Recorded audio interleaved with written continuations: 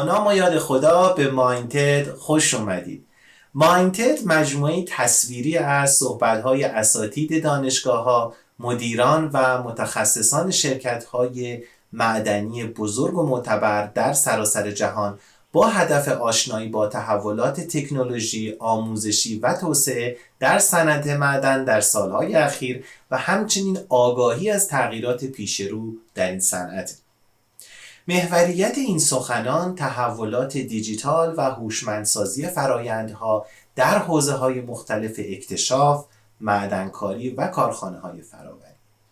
من علی سوفسطایی مدیر برنامه هوشمندسازی شرکت ولی، بزرگترین تولید کننده سنگ آهن و نیکل در جهان با حدود 500,000 پرسنل و فعالیت در 35 کشور هستم.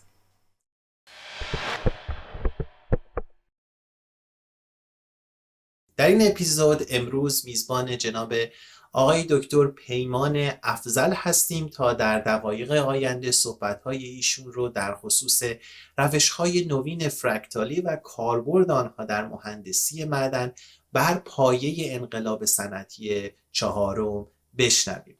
جناب آقای دکتر افضل در حال حاضر دانشیار گروه مهندسی نفت و معدن دانشگاه آزاد تهران جنوب هستند.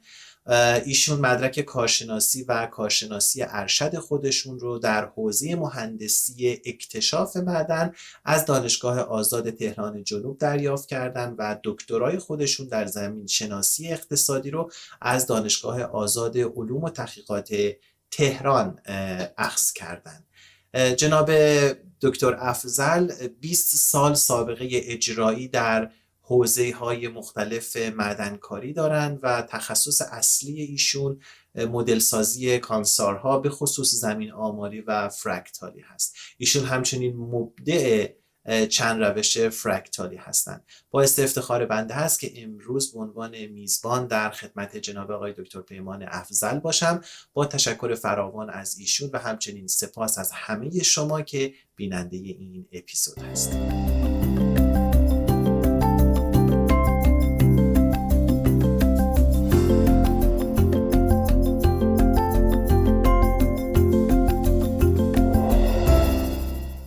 کم و بیش دوستان در این چند سال در مورد فرکتال اطلاعاتی به دستشون رسیده. به هر حال هندسه فرکتال در دنیا جایگاه خودش رو پیدا کرده به عنوان یک هندسه غیر اقلیدوسی که هم قابلیت تحلیل شکل‌های پیچیده رو داره، هم قابلیت پیوستگی بعدها رو در حقیقت داره و هم قابلیت جداسازی جامعه‌های گوناگون طبیعی رو داره.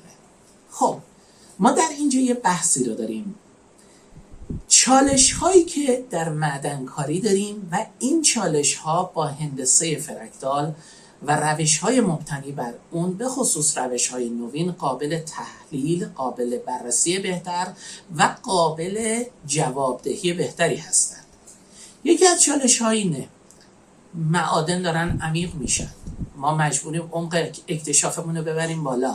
کانسارهای با سنهای کمتر، یعنی مال دوران فانروزوئیک، از 650 میلیون سال پیش تا کنون که این کانسارها پیچیدگی بسیار بیشتری نسبت به کانسارهای قدیمی کشف شده، نسبت به معادن در حال استخراج دارند. دومین موضوع کم شدن عیار اونهاست. ما به شدت الان داریم میبینیم عیار حد اقتصادی معادن کاهش زیادی پیدا کرده، میزان مصرف مواد معدنی هم افزایش شدیدی پیدا کرده.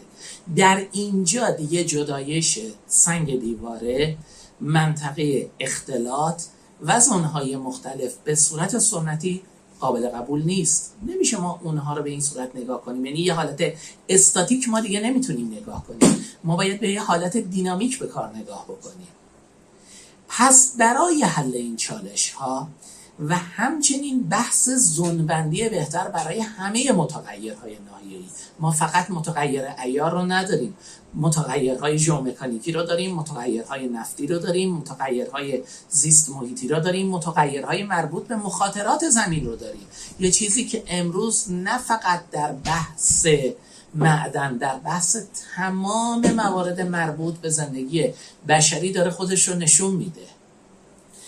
و اینها رو ما باید بتونیم به خوبی بهتر دسته‌بندی بکنیم. روش‌های فرکتالی اینجا به ما کمک میکنن، به خصوص روش‌های نوین فرکتالی.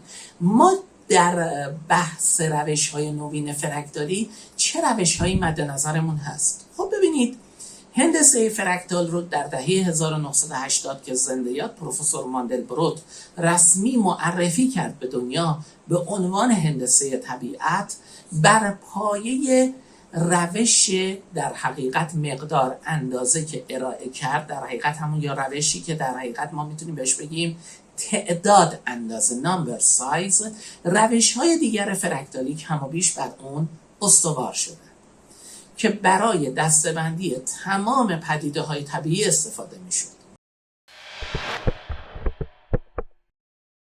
اما خب این روش ها به خصوص از 2010 به بعد دچار یک تحولات اساسی شدن. یک، روش هایی که در علوم زمین و مهندسی معدن ارائه شده بودند بیشتر بر پایه داده های ژئوفیزیک و ژئوشیمی ارائه شده بودند. از اون به بعد بحث هایی که شد، متغیرهای ناحیه‌ای دیگری وارد شد، مانند پارامترهای ژئومکانیکی، پارامترهای مربوط به نفت مثل تخلخل، نفوذپذیری، پارامترهای مربوط به استخراج مانند پارامترهای مربوط به آتشکاری. یه چیز دیگه پس به دنبال این کاربردهای جدیدی بود که در مدل سازی های فرکتالی ارائه شد. این کاربردها در حقیقت از اون حالت کلیشه‌ای ژئوشیمی و ژئوفیزیک جدا شدند و رفتند به سمت زونبندی‌های ژئومکانیکی، بحث‌های تحلیل‌های بهتر در رزروارهای نفتی، تحلیل‌های ساختاری زمین‌شناسی، بحث مدل سازی‌های بهینه‌تر در تراکم گسل‌ها و به طور کلی ناپیوستگی‌ها، بحث‌های مربوط به مطالعات فنی اقتصادی و پارامترهای فنی اقتصادی در یک معدن. در حقیقت ما پس می‌بینیم روش‌های نوین فرکتالی دایره کاربرد مدل سازی‌های فرکتالی رو هم بیشتر و بیشتر کردن و همچنین بهینه‌سازی بحث مدل‌های توصیفی در ذخایر و به طور کلی کانسارها. به عنوان مثال ما در مورد فازهای کانزایی در یک تیپ کانساری بتونیم بحث و بررسی انجام بدیم و مدل‌های توصیفی رو عددی کنیم، قابل تحلیل ریاضیش بکنیم. بحث بعدی در روش‌های نوین تلفیق اونها با آمارهای چند متغیر است. ما تعداد زیادی متغیر ناحیه‌ای رو در یک کار مجبوریم مورد استفاده و بررسی قرار بدیم، اما این متغیرهای ناحیه‌ای رو وقتی که تک تک مورد مدل سازی فرکتالی انجام بدیم، تلفیقشون با هم کار بسیار سنگینیه. استفاده از بحث آمارهای چند متغیره مانند روش‌های آنالیز فاکتوری مرحله‌ای، کیمینز و روش‌های دیگر مانند اینها کمک میکنه ما پارامترهای همدسته را جدا بکنیم، در قالب یک فاکتور اون فاکتور رو مورد مدل سازی فرکتالی قرار بدیم. یکی از بحث‌های مهم در روش‌های نوین فرکتالی تبدیل داده‌های ما از مقدار مکان به فرکانس زمانه، به خصوص با تبدیلات فوریه و تبدیلات پیشرفته تر. خب طیف توان رو در آغاز قرن 20 آقای چنگ و همکارانش انجام دادند، اما بحث مهم در اینجا که بنده هم به هر حال افتخار دارم روی این زمینه‌ها کار کردم، بحث ویولت ها یا همون موجک هاست. تبدیلات موجک کمک بسیار زیادی رو به ما میکنه برای نویزگیری از انواع داده ها. این داده های ژئوشیمی میتونن باشن، داده های ژئوفیزیک، دورسنجی، ژئومکانیک، نفتی و هر نوع متغیر ناحیه‌ای رو ما میتونیم بر این اساس نویزگیری بکنیم و کمک شایان توجهی میکنه چه در محیط 2 بعدی چه در محیط 3 بعدی ما بهتر بتونیم روی اینها کار بکنیم.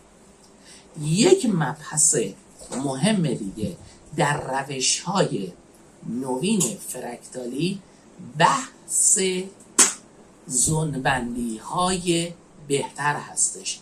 این زونبندی ها بر اساس داده های ورودی بهتر میتونن صورت بگیرن. خب ما دو دسته داده داریم، یا داده های خام یا داده های تخمین خورده. شبیه سازی های زمین آماری رو ما از 2015 شروع کردیم و سپس الان در حال حاضر پردیکشن آوردیم با روش های هوشمند. انقلاب صنعتی چهارم و انقلاب پنجم در مورد روش های هوشمندن. ما داده های ناشی از روش های مانند شبکه های عصبی مصنوعی یا یادگیری ماشین رو الان وارد این بحث ها داریم میکنیم و حسنش اینه که ما با روش های مختلف اینها یا تلفیق روش های اینها میتونیم نتایج بهتری رو بگیریم، به نتایج اپتیموم تری دست پیدا بکنیم. با تشکر مجدد از سخنران گرامی، امیدوارم که این اپیزود از مایندتد مورد توجه شما قرار گرفته باشه. برای دیدن سایر اپیزودهای فصل اول و همچنین اطلاع از محتوای فصلهای آینده میتونید به وبسایت مایندتد و همچنین به صفحات مربوط به اون در پلتفرم‌های اجتماعی مراجعه بکنید. سپاسگزار از حسن توجه شما و به امید دیدار در اپیزودهای آینده. روز و روزگار خوش در پناه حق.